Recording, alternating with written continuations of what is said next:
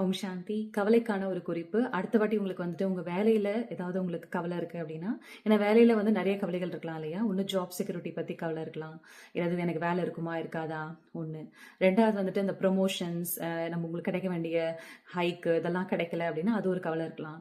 3வது வந்து உங்களுக்கு மத்தவங்களுடைய வேலையில வந்து யாராவது உங்களுக்கு பிரச்சனை குடுக்குறாங்க. உங்க கொலீக்ஸ் இல்ல பாஸ் இவங்களோடலாம் உங்களுக்கு பிரச்சனை இருக்குன்னா, ஒரு கவலை இருக்கும் இல்லையா? இதெல்லாம் நான் எப்படி ஹேண்டில் பண்ண போறேன்? ஃபைனான்ஸை எப்படி ஹேண்டில் பண்ண போறேன்? இந்த மக்கள் எப்படி ஹேண்டில் பண்ண போறேன்? பாஸ் எனக்கு தொந்தரவு குடுக்குறாரு. இந்த மாதிரிலாம் ஒரு கவலை இருக்கும் இல்லையா? ஸோ இந்த கவலைகள் வரும்போது நீங்க இதை ப்ராக்டிஸ் பண்ணுங்க. ஸோ நான் வந்து என்னோட முடிஞ்ச வரைக்கும் என்னோட வேலையை நான் நல்லா செய்வேன். நேர்மையா நான் செய்யணும். உண்மையா நான் செய்யணும். 3வது எல்லார் கூடயும் நான் எவ்வளவு தூரம் முடியுமோ நான் ஹார்மனைஸ் பண்ணியிருக்கணும். எல்லார் கூடயும் நான் என்ன பண்ணணும்? நல்ல ஒரு உறவை மெயின்டைன் பண்ணணும். 3வது விஷயம் என்ன அப்படின்னா, என்னோட வேலையை வந்து நான் வீட்டுக்கு கொண்டு போகக்கூடாது. வீட்டை வந்து வேலைக்கு கொண்டு வரக்கூடாது. அதாவது அந்த டிஸ்டன்ஸ் வந்து நல்லா கிரியேட் பண்ணணும். பேலன்ஸ் வச்சுக்கணும். வீட்டில் இருக்க விஷயங்களை ஸ்ட்ரெஸ்ஸை வேலையில கொண்டு வரும்போதும், இல்லை வேலையில இருக்க ஸ்ட்ரெஸ்ஸை வீட்டில் கொண்டு வரும்போது என்ன ஆகும்னா, அப்போ அது வந்து டிஸ்டர்பன்ஸ் கிரியேட் ஆகும். அப்போ கவலைகள் வந்து அதிகரிக்கும். ஸோ இதை நீங்க ட்ரை பண்ணுங்க. வேலையில வந்து நல்ல உறவுகளை கிரியேட் பண்ணணும்.